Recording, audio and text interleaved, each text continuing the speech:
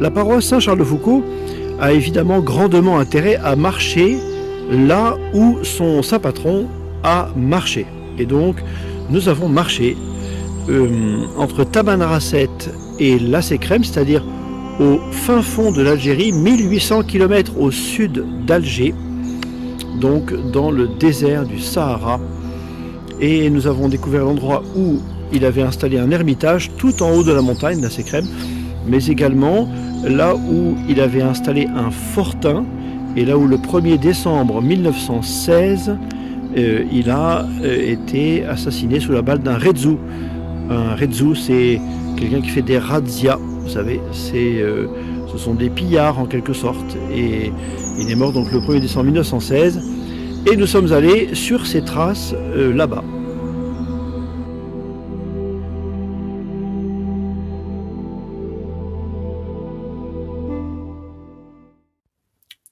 Les aéroports, ça c'est tout un poème. Des aéroports où on passe des heures parce qu'il faut faire ses visas qui ne sont pas faits.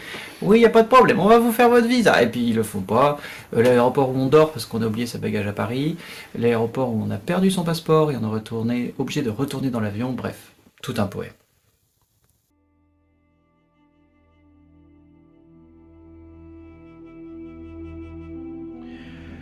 Nous étions 6 participants de la paroisse Saint-Charles-de-Foucauld, 2 prêtres et 4 paroissiens, et par un prompt renfort, nous nous vîmes 11 en arrivant au port.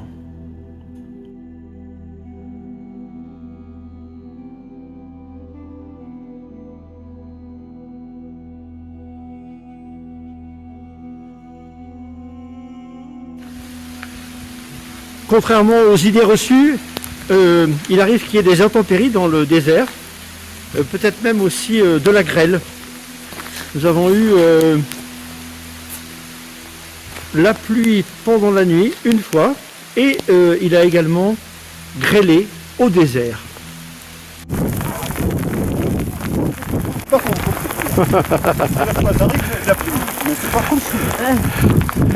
Il y a des grelons dans le désert. On a été floué sur la marchandise.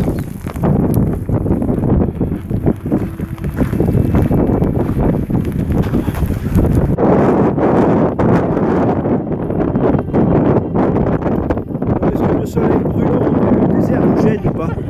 Ça va? Oui, déjà. Oh, regardez, allez. Non, excuse-moi, tu peux te juste... C'est pour Paris. Oui, ça il faut. Hein.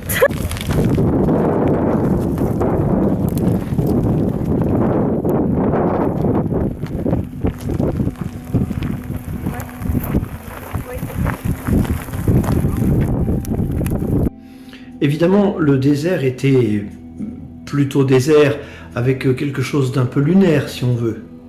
Des magnifiques paysages, des belles roches, beaucoup de cailloux. Et puis, malgré tout, quelques traces d'eau. Il y avait beaucoup plu en novembre, décembre, nous ont dit les locaux. Et donc, il y avait plusieurs belles plantes, en fait, autour de nous. Beaucoup d'eau dans le désert, finalement, qui sourd ici et là.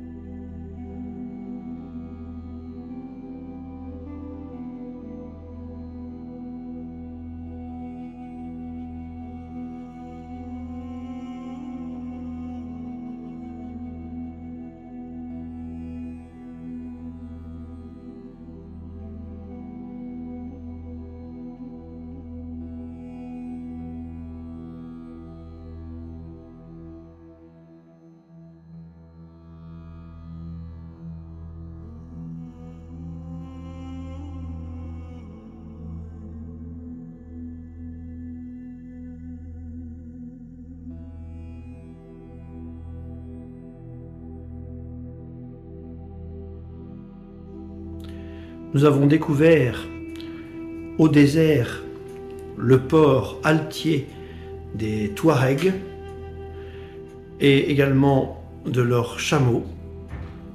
qui sont les uns et les autres lents, nobles et marchant d'un pas assuré dans le désert, comme vous marchez dans votre jardin.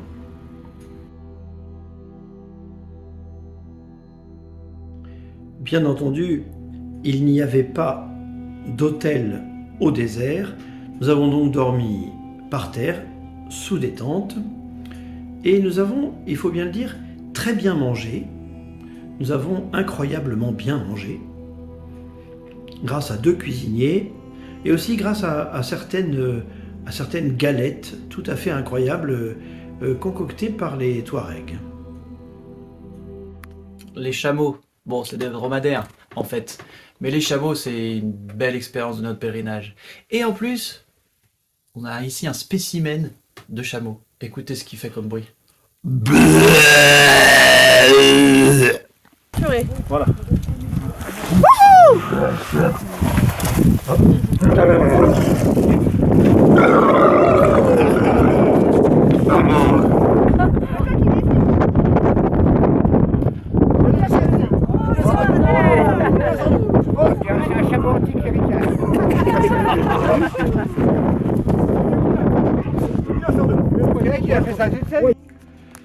On comprend très vite pourquoi les Touaregs portent un chèche enroulé autour de la tête, parce que il y a beaucoup de vent au désert.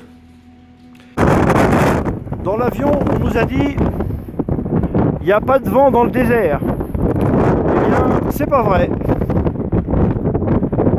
Il y a beaucoup de vent.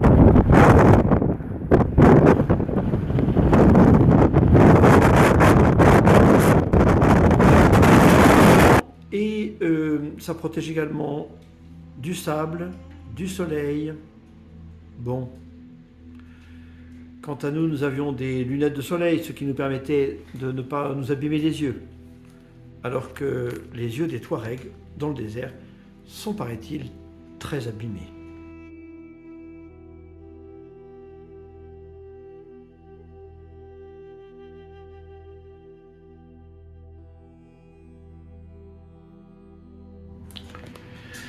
Nous avons appris que le mot Assékrem, donc cette grande montagne à 2800 mètres d'altitude où le père de Foucault a installé un héritage, le mot Assékrem signifie ceci.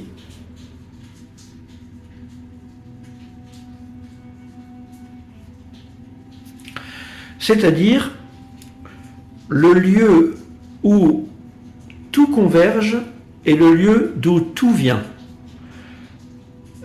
Ça m'a fait penser au Concile Vatican II qui dit que la liturgie est la source et le sommet de toute la vie chrétienne. Eh bien, Assékrem, c'est à la fois le sommet et la source.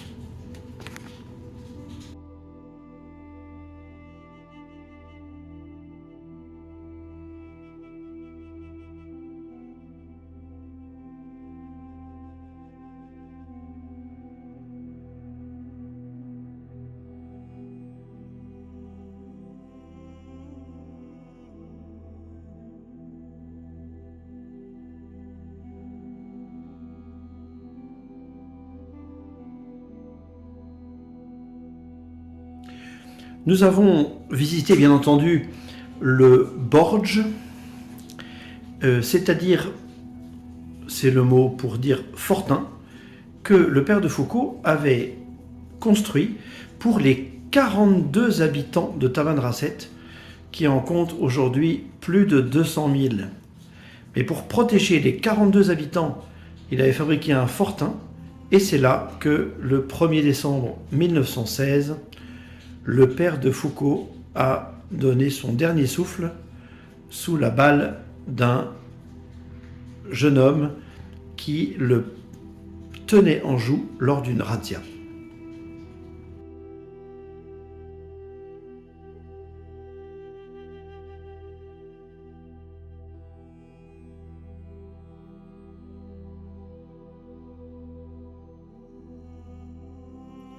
Alors si vous avez jamais été à la messe au désert, faudrait que vous y alliez.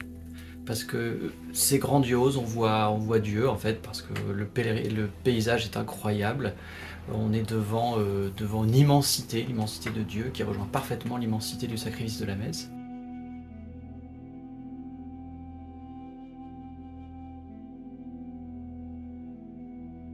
Et puis on rejoint vraiment, je pense, l'expérience du Christ au désert. Voilà, on sent vraiment qu'on est avec Jésus dans le désert. Et c'est très beau. Amen.